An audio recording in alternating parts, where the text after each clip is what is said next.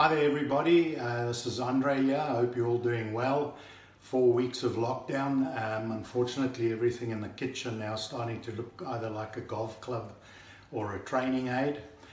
So I've been practicing gripping all sorts of utensils in the kitchen, but I just had a couple of drills that I wanted to show you. I think one of the most common things I see on a daily basis is people that come over the top and hit big slices. So all you need for this drill is a cloth, kitchen cloth. Hold it like you would a golf club, but then slide your bottom hand out.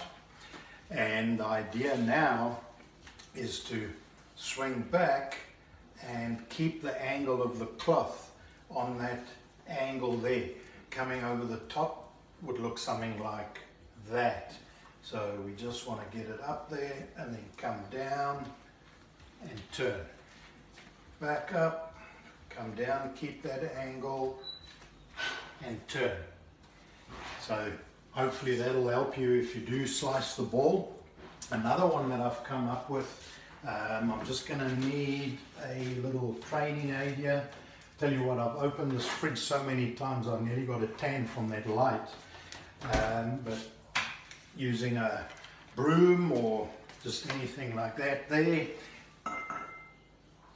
then what we're going to do is we're going to hold the broom across our shoulders with this end sticking out on the target side, and now I want to try and turn and get this pointing down there behind my back foot.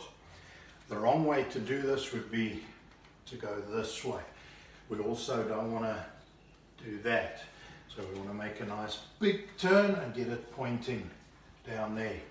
Then you could extend this out, try and do the same thing, do a nice big backswing, but now get the right shoulder to come down and under. There. So hopefully these things will help you, and I can't wait to see you all on Tuesday, hopefully. All the best.